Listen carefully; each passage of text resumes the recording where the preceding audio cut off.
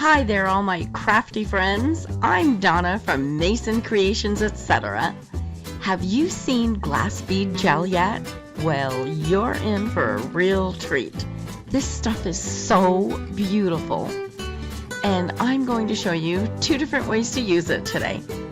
So if you're ready, let's make a mess. This plastic mirror compact was very shiny, so the first thing I did was spray it with a matte sealer to remove all that shine. This way my paint will stick. The lettering was embossed in the plastic, so I used modeling paste to fill it in. I left the sticky plastic on the mirrors to protect them. Now I'll let that dry for a couple of hours and then sand it nice and smooth so I can paint it.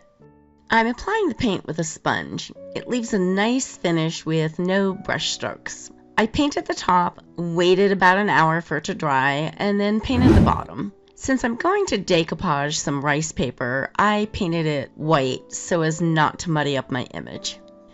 I got this gorgeous rice paper from decoupagenapkins.com. as well as the glass bead gel that I'm going to use. I'm going to tell you all about them in just a minute.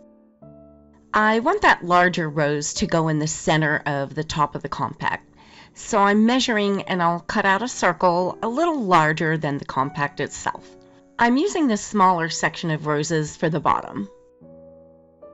Decoupagenapkins.com has such a great selection of rice papers as well as napkins that you can purchase one at a time. Rub-on transfers, molds, modeling clay, stencils, stamps, scrapbook paper, and much more. Over 5,600 products. They offer a 5% discount on orders over $50, 5% and free shipping on orders over $75, and 10% discount plus free shipping on orders over $125. They are wonderful to work with and send out their orders fast. Make sure you check them out. I'll leave you a link in my description box below. Once you're on their website, scroll to the very bottom of the page. If you subscribe to their newsletter by entering your email address, you'll receive an emailed code for 10% off your next order. The top of the compact is slightly domed, so I'm putting a couple of slits in the rice paper so it'll lay down flat. I'm putting my slits next to the edges of stems or flowers, so they'll be inconspicuous once my project is finished.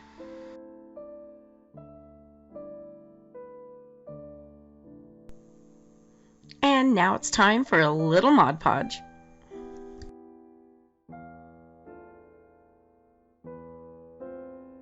I'm spraying the rice paper with water before I lay it on the compact. The water helps the paper lay down flat and reduces any wrinkles or air bubbles. I'm making sure the paper comes together where I made the slits and smoothing it down with a paintbrush. Where are you watching from? Let me know in the comments. It's fun to see what cities and countries you're all watching from. I'm filming from Las Vegas, Nevada in the United States. I'm doing the top first, and I'll let that dry completely before I turn it over and do the bottom, usually a couple of hours. Now that the Mod Podge is dry, I'm removing the excess rice paper that is hanging over the edge. I'm using a little mini hand sander. It leaves a nice clean cut around the edge. And now it's safe to turn it over and add my image to the bottom of the compact. If you're enjoying and finding some value in this video, please hit that like button for me. Doing so helps my channel to grow and sends this video to more people out there. That way I can continue to bring you awesome tutorials. Thanks for doing that. If you'd like to be notified anytime I upload a new video, click that bell. Once the bottom is dry in a couple of hours, I'll spray both top and bottom with a clear matte sealer to protect the rice paper. I'll spray the top, let it set for about an hour, then spray the bottom. I'll let that dry for about an hour as well. I'm going to make this look like aged porcelain by adding a really nice crackle finish. I'm using Pentart's Fine Line Crackle Varnish. It's a two-part system and I'm brushing on component number 1. I'll let that dry for about an hour or so until it's clear. Once dry, I'll brush on component number 2. This step is an amber color. Use thin, even strokes. If you get a buildup or drips anywhere, it'll show when dry. I'll let this dry for a couple of hours. Once dry, you'll see the cracks. I did component 1 and 2 on the bottom, and then after it was completely dry, I turned it over and did the top with each component as well. You can use a heat gun or blow dryer for just a couple of minutes to make more and deeper cracks. Now it's time for a little fun. I'm going to use some blue oil paint to do my antiquing. Since there's blue in the paper, I thought that it would be a nice touch. I'm wiping it on with a soft cloth and then wiping it off right away. The antiquing will stay in all the cracks, giving this a really nice vintage feel. After using Fine Line Crackle Varnish, you cannot use any water-based products. It will ruin your crackle finish. You can only use solvent-based antiques and sealers. Make sure you stick around. I'll be demonstrating that Glass Bead Gel shortly. You're going to be amazed what you can do with it. I'm so excited to show you. All the products and tools I use in this video will be listed below in my description box. Each one has a blue link to make it easy for you to find them. Although I was very careful, some of the varnish left a tiny ridge on the edges. I'm sanding it off and then I'll give it a coat of solvent-based brush-on sealer in a high gloss. This will protect everything I just did. Okay, here we go. Let's have some fun with Glass Bead Gel. The first application I'm going to show you is stenciling. I taped off some of the areas around the part of the stencil that I intend to use. I wanted to make sure I didn't get it anywhere I didn't want it. I sprayed my stencil with a repositional adhesive so it lays nice and flat and doesn't move around.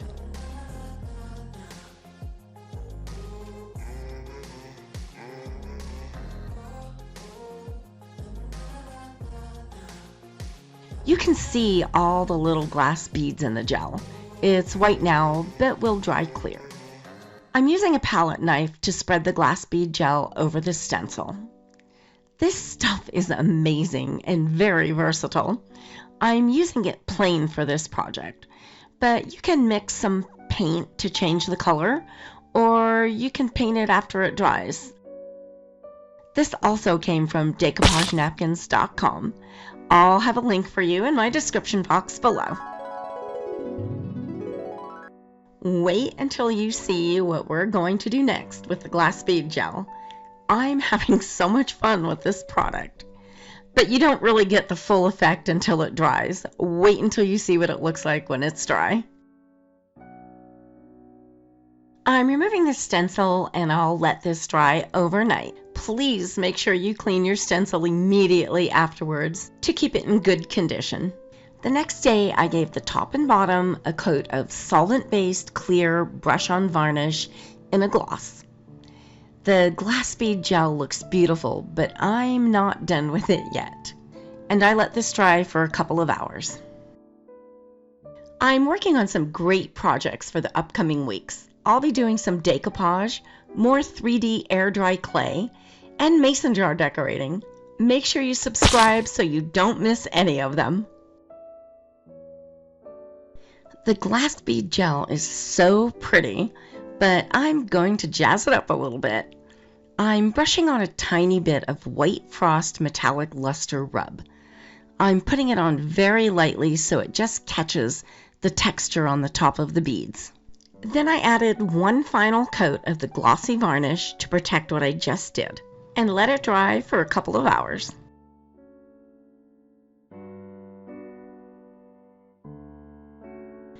Okay, so I need more bling. I'm adding a rhinestone trim around the edge of the top. It's too thick, so I'm cutting it in half and then gluing it to the very edge.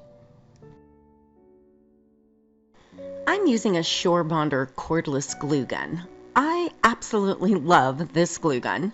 It's so nice to work without fighting a cord that's in your way all the time. I have this listed in my favorite tools section in my description box below, in case you want to check it out. Do you want to see more glass bead gel? Okie dokie, coming right up.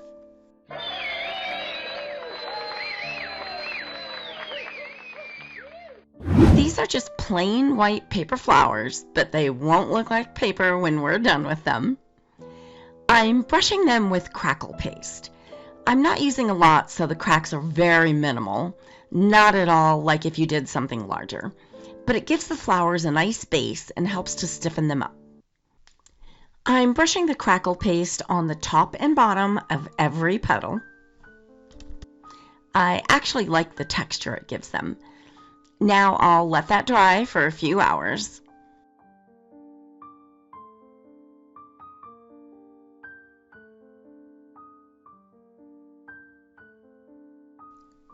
They almost have a soft ceramic look, but now we're going to make an amazing change to them. I'm going to add some color with mica powder. I'm using the colors that are in the rice paper I decoupaged, pink, lavender, and blue. I'm dusting the powder on with a soft eyeshadow brush, making sure it gets in all the cracks and in between all the petals. This gives a very soft, delicate color to the roses. Send me a comment and let me know what type of project you would like to see next. Decoupage, mixed media canvases, or more mason jar decorating. Your suggestion could be my very next video. I answer every single comment I receive. I love hearing from all of you and look forward to reading all your comments. Now I'm going to give them a coat of clear gloss spray sealer to keep the mica powder in place. This will intensify the color a little bit and make it look beautiful. And I'll let that dry for about an hour. And now,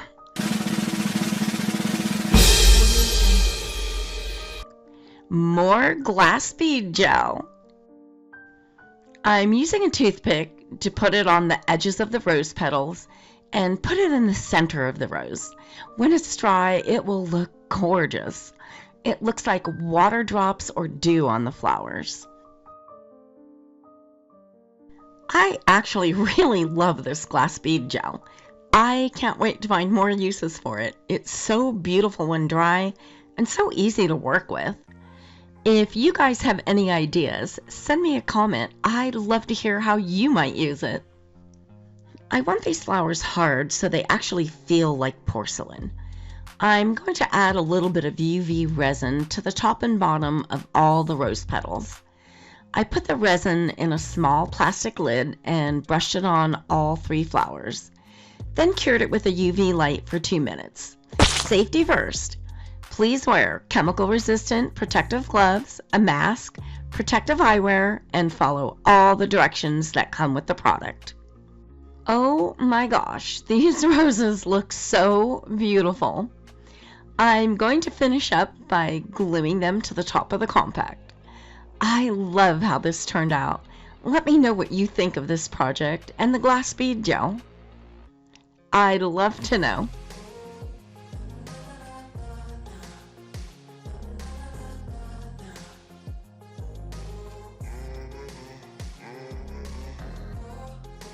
I put together a playlist of some other tutorials you may enjoy. Click the picture on the right to be taken directly to that playlist. Thanks so much for watching, and I hope you enjoyed this video. Don't forget to subscribe by clicking my picture in the top right corner so you don't miss any future videos.